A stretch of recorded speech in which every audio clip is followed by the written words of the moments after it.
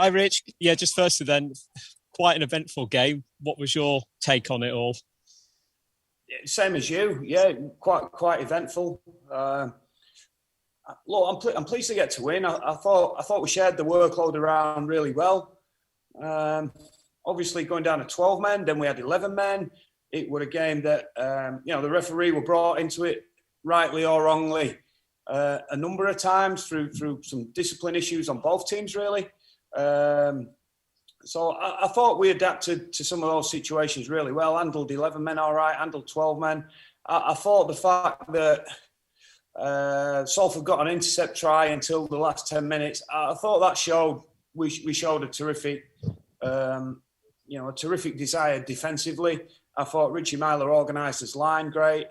And I thought for the best part, we defended all right. I think the way I'd sum up the first half, we felt we were on top. We felt we were making plenty of headway through the middle and line breaks, and we just sort of spilled a couple of balls to him. We didn't sort of tie in on a kick chase, a couple of penalties, and we felt we were legging Salford up a bit. We felt if we could get a little bit more control, we were around 58% at half time. Salford were at 90%. We felt if we could just eradicate some of those leg ups, then it was a game that we felt we could win comfortably. Obviously, then you get some sin bins and it sort of pulls you apart a little bit more. But we did have that feeling, mate, that a little bit self-infliction in there. If we could tidy up with those, it was a game that we could get away from a little bit in the second half, which we did. I think when they got the intercept, we come back with the 2 tries before half time when we got really direct. I thought that was a sort of big sort of period in terms of deciding the contest.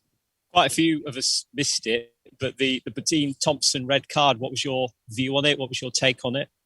Well, I missed the whole thing because I was following the play, and then I seen Conrad on the floor, and they said Lee Mossop's decked him. But by the time Bodine got sent off, we looked at our camera, and our cameraman had followed the play as well. So unfortunately, I've not had a look at any vision. So it'd be wrong of me to comment on it, mate, whether it were a correct send-off or not. No, it's good to know that we weren't the only ones that missed it then. But in terms of how the game panned out from that 12v12 moment, really, how do you feel that you adapted to that game from that point on? Really good, because we've been training with 11 and 12 blocks for quite a while now. So we've had a fair bit of practice. We actually commented on the sideline. We've been doing a lot of sort of 12 on 11, 10 on 11 games. So as daft as it sounds, that's how we spent the last sort of 2 or 3 weeks practicing. Just looking at some of the players involved as well, Richie Myler with a couple of the tries in that one. Yeah. And how do you feel that he did overall today? Well, I think he's proven over a fair period of time now. He's been a revelation for us at fullback, really. Again, his timing, the quality and selection of his passes. Again, we on our left hand side we had a bit of a field day today. I thought Tommy Briscoe did a really good job playing off him, and I also thought Luke Briscoe on his right wing, on the other side of the ball, defensively came up with some really strong tackles and great decisions for us as well. I thought Archie had a fair saying for us, certainly from an attacking point of view. And again, when we were down to 12 men, and 11 men, organising your line, he showed some real smartness about when he put himself in the line, how he organised his numbers. So yeah, we've lost him there with a finger injury. So we've got our fingers crossed that it's just a finger dislocation and nothing more. But it looks a fairly nasty one on first inspection. And obviously, you had 4 players that started that backed up from the England All-Star game 48 hours ago. How big an effort was that from them to do that?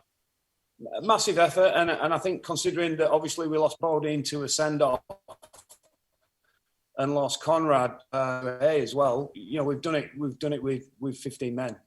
We've rotated the team with 15 men. So we wanted to try and take care of those boys as much as we could. They're knocked up quite easily.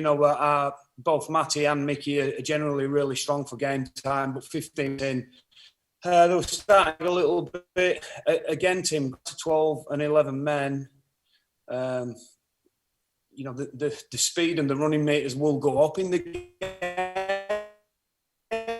again, we talked about sharing the workload, but we tried to be as kind as we could to those two players. And try and limit the game time. Same again with Luke Gale. We would have loved to have done it with Cruz, but unfortunately, given the way they panned out, we had to, obviously we had to leave him on there. So it's tough, mate. Backing up within 48 hours is tough.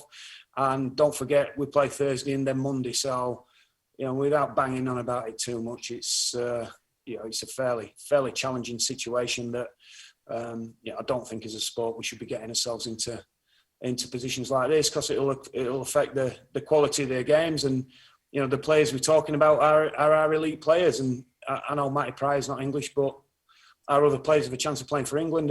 And what we don't want to do is flog them to death during the season. And we want to make sure that they're good to go for England at the end of the year. But look, we need to draw a line under that. And as we've talked about in our dressing room there, we've still got some catching up to do because of the start we've had to the year. But we do feel, particularly when we get our strongest team on the field, we can be a really strong team. But we're going to get challenged, mate. We're going to get challenged physically, and we're going to get challenged injury-wise and potentially even suspension-wise after today. Yeah, just injury-wise. So obviously, with Conrad Horrell going off, is there any more about his head injury?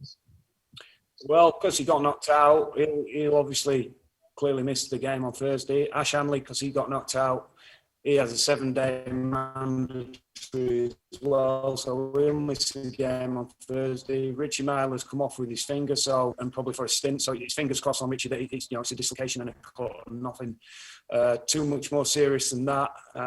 Thankfully, we have got a couple of players, possibly 2 or 3 players, back in contention this week. But again, Tim, we're looking for continuity and to try and build some momentum and.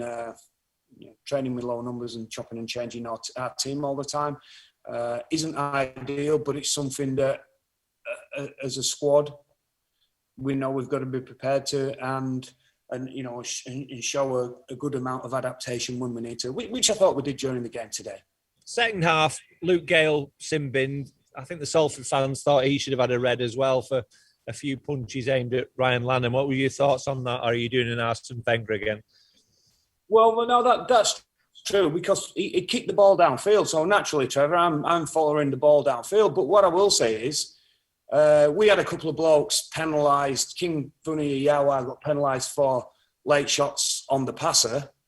Well, all my bench were telling me we were a late shot on the kicker. Now, some of the late shots on the passers, you've got the passer nearly treading on the defender's toes. And I think sometimes contact's unavoidable. Now, what we have seen throughout the competition is some really smart players that know when to go down on them plays. And I'm not suggesting it in Wales when it were a late hit on the kicker, and we've been penalised very harshly at times for that this year. I saw the scuffle, mate, and I saw him pulling him apart. I didn't quite see Luke's involvement again because it was sort of over and done with by the time that I turned around and saw it. So again, Trevor, I'll have to have a look. But again, our video were following the play and didn't quite capture it. So yeah, Arsene Wenger it is, mate.